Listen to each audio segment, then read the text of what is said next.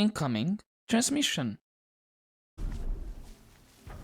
Good morning, cadets, and welcome back to our Horizon Zero Dawn playthrough. I just went ahead and fast travel to the campsite that I was talking about in the previous episode, and apparently I just ended up in the middle of a sandstorm. Ugh.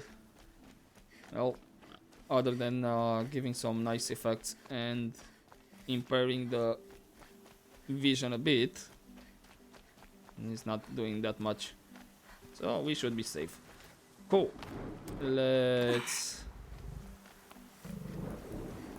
start going towards the campsite and clear more of the stuff, metal flowers and all that. What happened here? Snap moths everywhere. Yeah, did I just stumble upon a side quest?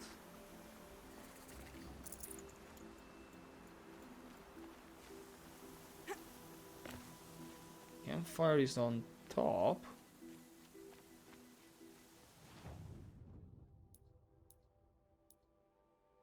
Huh. Let's investigate actually. Is there anyone around here?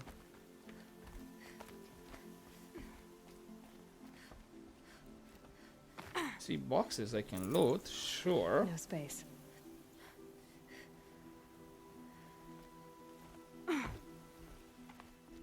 Other than that,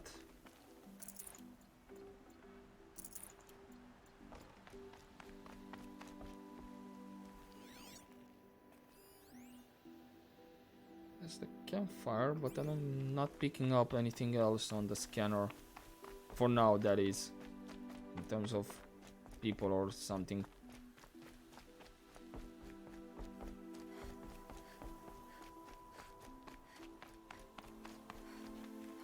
This looks... Either this is just... No, it should be something around here. I think maybe this was taken back to the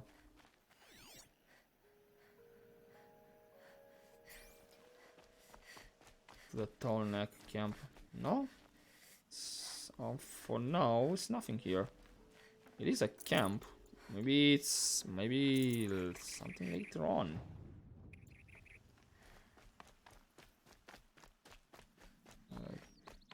Seems like it. Okay, this is another route we can get through here. But I think maybe we have a quest later on over there. That's what I'm thinking. I'm just gonna actually backtrack, because there was another way I could have went. Here, yeah, it's just this camp. Looks like a place we might come back later.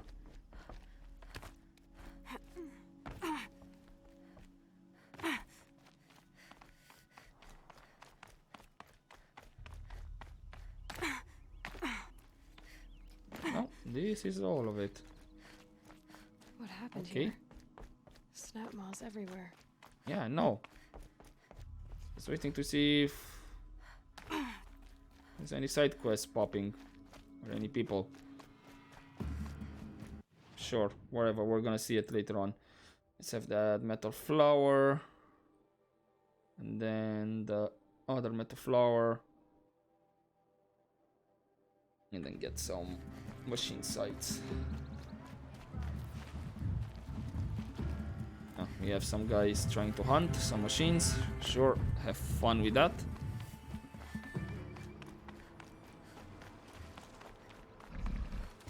Come on, don't get stuck.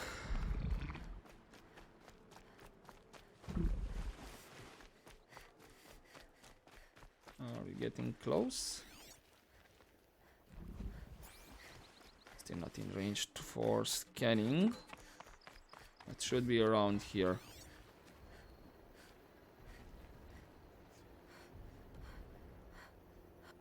Where could it be? Is that one? That's a destroyed watcher.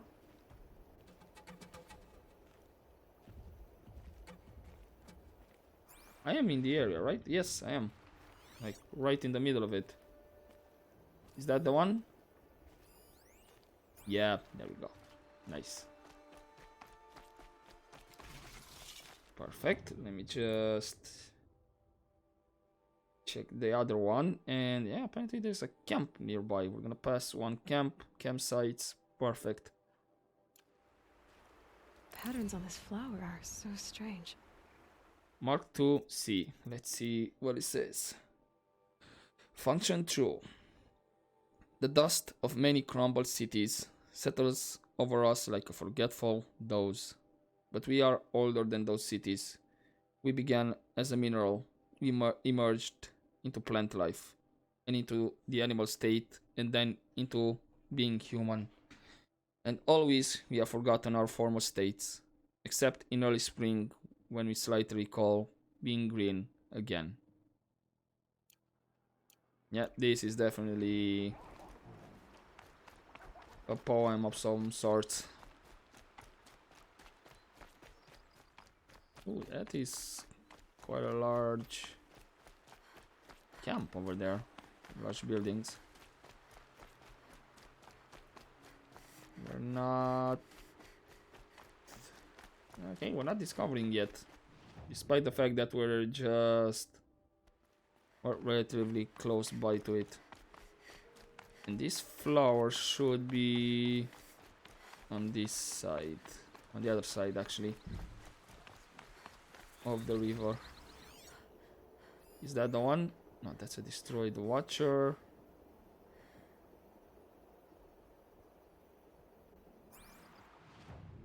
Now I am at the edge, so it could have been on this side as well, actually. Let's cross.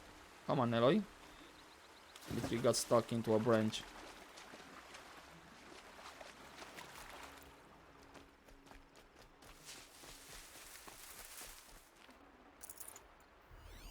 Okay, what can you scan me? Ah, is that the one? Yep, that's the one. Just under the bridge. Perfect. Metaflower Mark 3J. Basically, this was like the last. Okay, function true. It may indeed be fantasy when I essay to draw from all creative things deep, heartfelt, inward joy that closely clings, and tracing leaves and flowers that around me lie, lessons of love and earnest piety. So let it be, and if the wide world rings in mock of this belief it brings, so will I build my altar in the fields and the blue sky, my fretted dome shall be, and the sweet fragrance that the wildflower yields shall be the incense I will yield to thee, the only God, and thou shalt not despise even me, the priest of this poor sacrifice. Cool. That's really nice. And we did discover that site apparently. I do want... Yeah, let's make a quick detour to get these campsites and the place and the merchant. Then we're gonna go towards the bandit camp. And we shall do this actually by crossing the bridge, as I saw two guys on the bridge as well.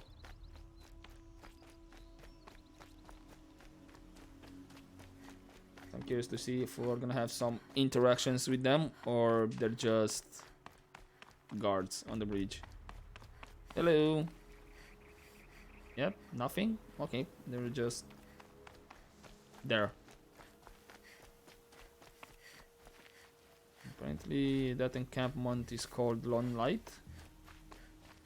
Good. I can use this.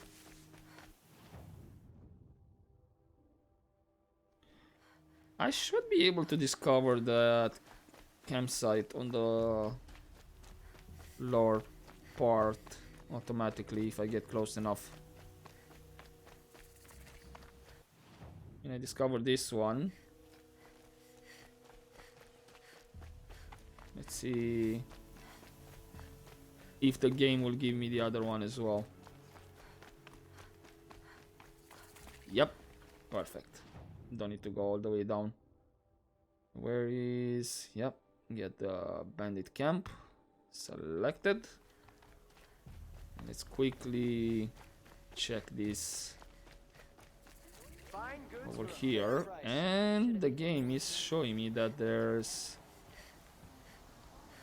some lore. Some merchant. What did I need? We have inventory full. Get those health potions. Yes. I think that's about it. Oh, antidote. Protect you against the effects of the corruption for a short time. Maybe. But who knows. Anyway, free box. Take all. Take all. Take all. Okay, so we have a shock trap over there. I'll give you a good price. Now, where's that? You'll regret not stopping when you're in the thick of it. Travel Won't cost you a shard just to look. That would interest you. Cool. There's apparently this is scroll. Okay, the old ones. Myths of the old ones. Any Karja devout knows that the truth of the old ones is laid out plainly in the articles of the Sun Fate. A twilight time came upon them, as is the cycle of things, followed by a long night, and finally our ancestors' birth in the new dawn. Since that dawn, Karja history has been written in the path of the sun, not the faded glories of those who came so long before us. Even the leaves of the old ones found by Araman are long since cracked and fallen to dust. Nevertheless, collected here for study are the colorful beliefs of the old ones held by the other tribes, which may offer a small insight into those tribes' primitive views of the world. The Oseram, as might be expected, view the workings of the world as a device, one where all things behave according to mechanical rigidity and other sounds divine rhythms. The movements of the tribes, of the seasons, even the stars at night, are all accounted for by this interlocking and complicated mechanism. The old ones were the caretakers of this great machine, but they neglected their duty to maintain it. The world machine thus fell into disrepair, and the civilization of the old ones collapsed with it. Now, the Oseram used that myth to berate the other tribes as negligent and to hammer upon their own importance. How convenient that their thinkers and metalworkers alone might learn this mechanism's secrets and improve upon it with their ingenuity. An even more fanciful tale of censor comes from the Nora barbarians. They believe that the old ones turned away from the teachings of the Nora's female god, the All-Mother, and eloped with the machines to build their mighty cities. Having failed to tempt the Nora to join them, the machines rallied under a great metal devil and attacked the All-Mother. In her vengeance, she stripped the machines of their wisdom, reducing them to the simple metal beasts we see today. Without the assistance of the machines, the old ones were left to wander as exile, never permitted to return to the isolations of the Nora and their strange feminine rites. From the survivors of this so-called punishment grew the other tribes, and this is why the Nora show distrust to all outside their borders, for we are descended from the faithless and do not shun the trappings of the ancient world. Surprisingly, it is the Banuk whose belief is most similar to our own, though their mythology is bizarre in many other ways. They believe the old ones grew complacent, thinking there was no challenge they could not overcome, and in their pride they were undone. Hence, the Banuk give them no more attention than any other tribe defeated by the harshness of Banuk land. In fact, many Banuk hunters point to the absence of ruins in Ban-Ur as a sign that the old ones were never strong enough to endure its challenges. They claim that only the machines and the Banuk have ever roamed there, and so they have nothing to learn from the ancients. The distant Utaru, however, believe that the Old Ones are still with them at all times. In Utaru ritual, those who die are returned to the soil, nourishing the land and living on through new growth. As long as the dead are remembered, they will contribute to the harvests and make them bountiful. Utaru see the richness of their territory, Plainsong as evidence of this unique and disturbing cycle. Finally, as there are few living scholars of the Tanakh, we are regrettably denied any insight from that tribe. For what is known, though, it seems they have little concept of a wider history at all. But, of course, this is what elevates a scholar of Meridian from a bloodthirsty raider. To be aware of all of the sun's lights touches, however strange and unlikely the tales. Interesting. Interesting to see all these beliefs that appeared in this world. Would you like to buy something today? No, no thank you. And apparently there's These aren't another goods, data point they're over here. necessities. Another scroll. Yep. Okay. The Banuk. It's another long one. Okay. A guide to Ban-Ur and the Banuk by the well-traveled Aram. Ah, the sun shines golden on these times, where one can experience the whole world without leaving the streets of Meridian. For the gates are thrown open and the world comes to us. And yet, as I walk among the markets, I heard the question on the air again. What to make of the Banuk? These stoic, silent northern hunters. These men and women of the ice. Unfortunately for my investigation, Banuk outlanders seldom remain in Meridian long enough for exhaustive study. It is believed their cold blood does not take well to the heat. If I was to seek this knowledge, I would have to undergo the ordeal of taking up travel pack and quill and journeying to their homeland.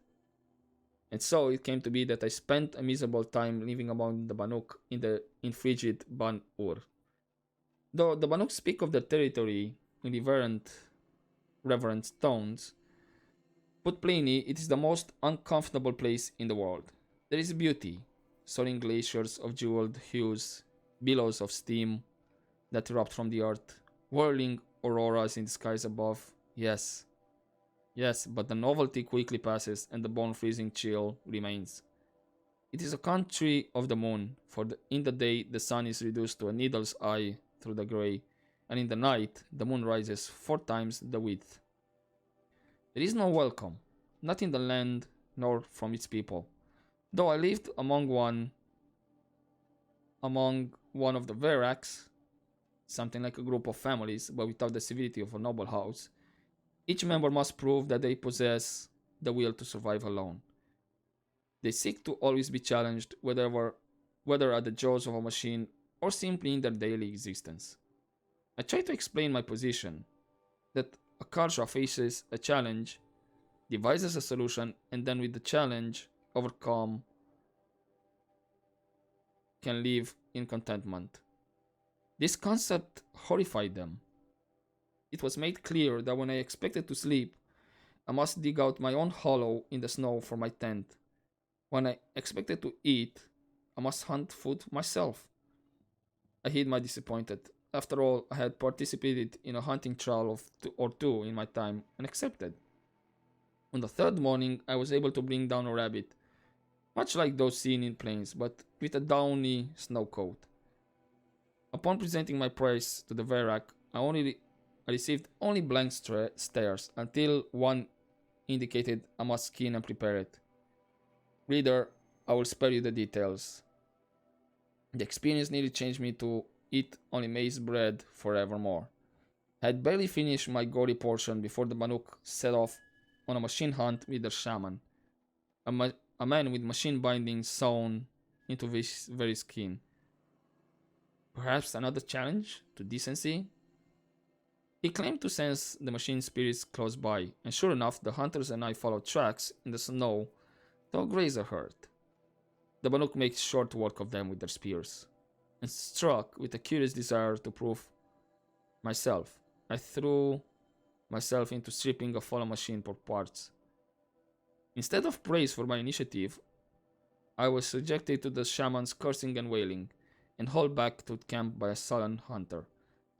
Eventually, she explained that the machine spirits must be thanked for the gift of a successful hunt before any parts are harvested. Truly, I was despairing of the shifting wilds of Banu culture, and longed for the certainty of the sun's guidance. That night, mercifully my last, my companions and another Verak gathered under a pitiless clear sky to exchange song, their way of recording history. Some understand the glyphs but choose not to use them, asking, what is a song without voices? By this point, I knew better than to answer. My deeds warranted a whole verse in the song of my companions, but from what I could make out, much was lost in the translation. Still, there was laughter enough, and many promised to leave me as a Banuk farewell mark for our time together.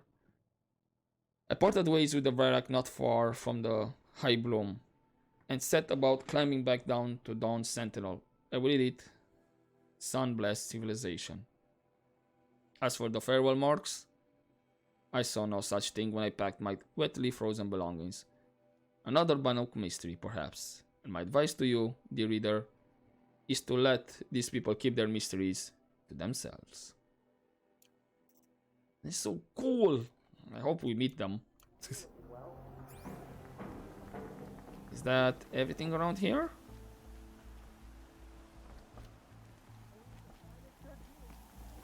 Are you ready to go towards the bandit camp? Yes, we are. Yep, let's make our way towards the bandit camp then.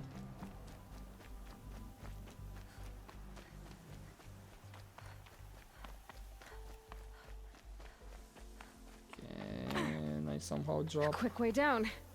Yep, that's what I was thinking. And then this is the road. Nice. I should get a permanent mount at some point.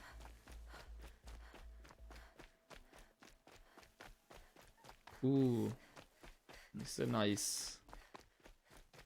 That's gruesome. A machine impaled. And oh, what do you know? There's actually a quest towards this campsite that appear right now, and the machine site as well. You give me the campsite as well, thank you. And hello. Oh, Neil, what are you doing here? I saw some of the places you'd been.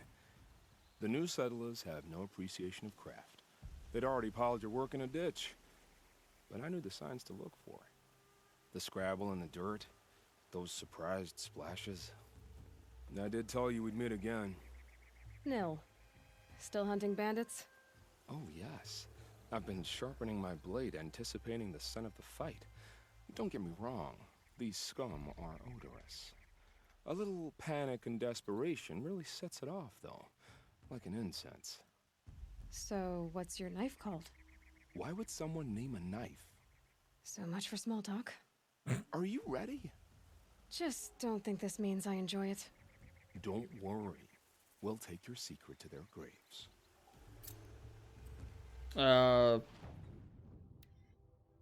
Is this? Yep, this is for the bandits here. I wonder if the bandit camp that I did that was level 25, if I had to wait for Niels actually. That might have been an option. There was a bandit camp, that there was one. The Hollow Fort. I think there was another bandit camp. Yeah, this one over here, Two Teeth. I didn't see Niels around. So maybe he's not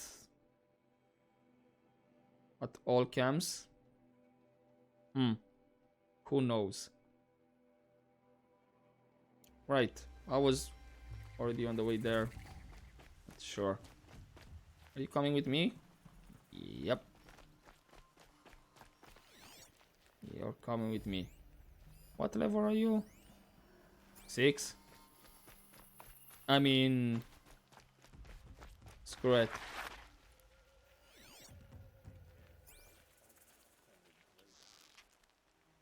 That shot nearly had me. Well, now you did. Let's just do this. Quick and easy. Bye bye. Ow.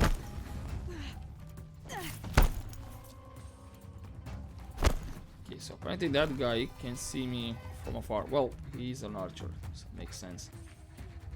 Niels, do you wanna contribute? No? Can't have gotten far.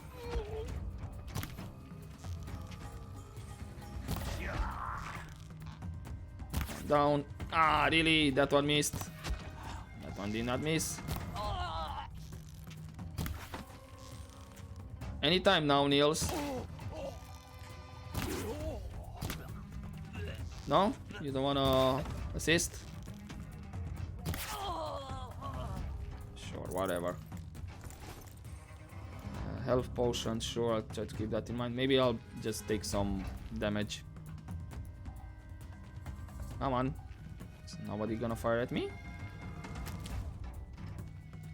I'm right here. Kill me. Got you. Come on. Are you for real? You missed. Show you're trash now. There we go. So this is just so I can loot this guy. You're useless, Niels. You call yourself a hunter? Really? And there's another health potion. Got it. More health potions. So everybody has health potions all of a sudden. Got you located.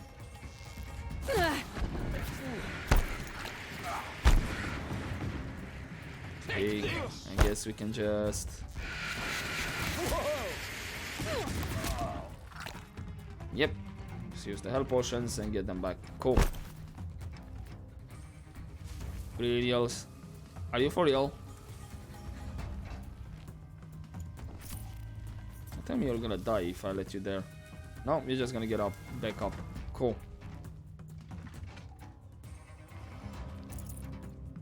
Yeah, you have another health potions. What do you know? Bandits imprisoned these people. Somebody needs a killing, and I'm gonna give it. Ah, that's not the Gonna one that pick I you wanted. apart shot by shot. Okay. Another health potions, I guess. I used my medicinal plants as well. Without... That's not the idea. Where, okay. Any... It's okay. In a moment, you'll be free. Let's release these guys as well, sure.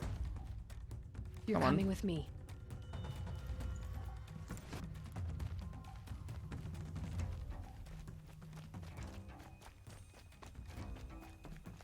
I think there was one more health potions around. Yeah, from that guy with the heavy gun. They've set up an alarm. Don't want them to use it. Sure, but Time to rain down some. good night. Well, there's one more around here. Nope.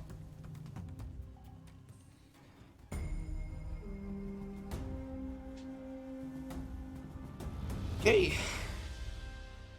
Another camp down.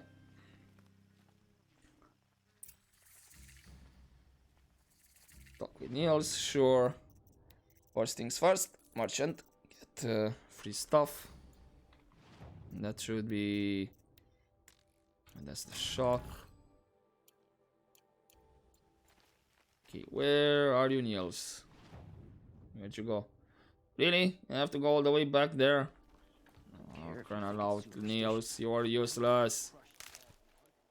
What's the point of you coming with me if you're not helping me?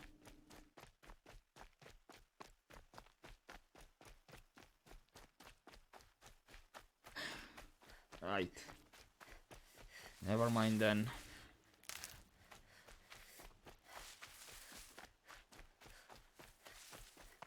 Where are you, Niels? Where are you?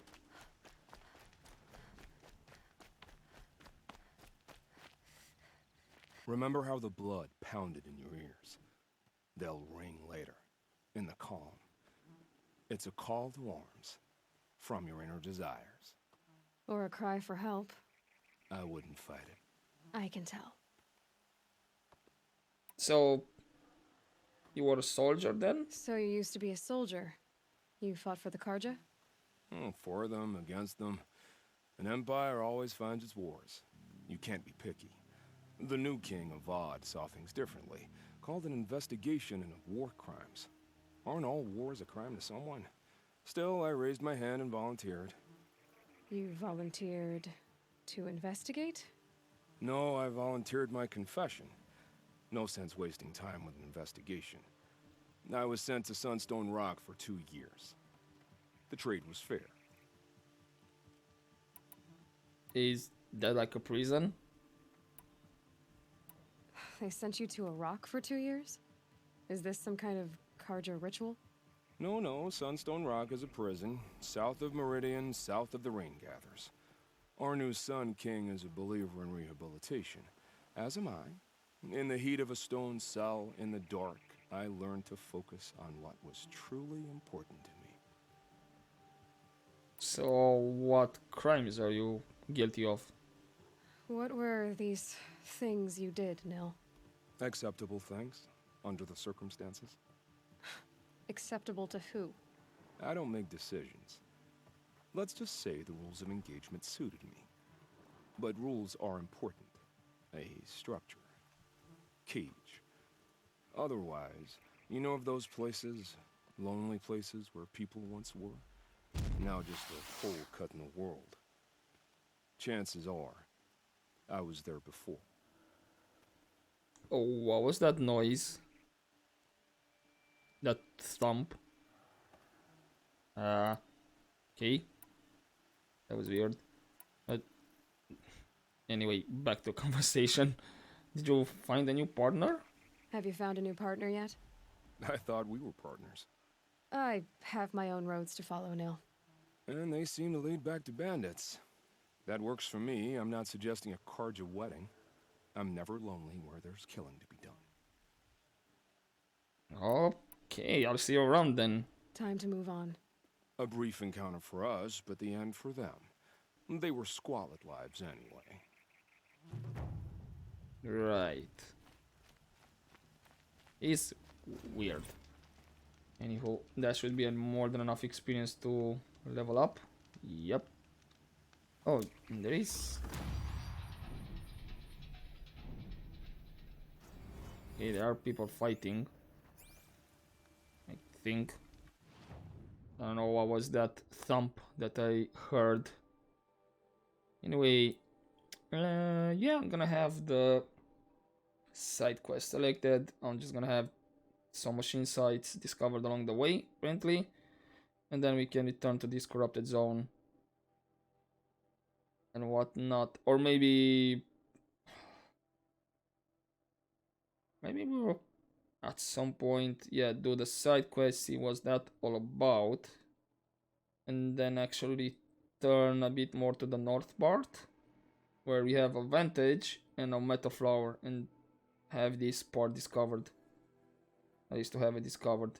This actually seems like an important area though, where the vantage point is. The same with this, just on the left of this area, where it's only a meta flower. So I'm not sure what you can stumble upon, to be honest, if you just go explore on your own. because we did got this side quest over here while we were exploring. So yeah. Anyway, I'm gonna leave it here for now. I'm just gonna add that bandit camp done, and we had a lot of reading. In the next episode, we're gonna go for that side quest and see what else we stumble upon. So yeah, hopefully you enjoyed this episode, guys. And as always, don't forget to take care.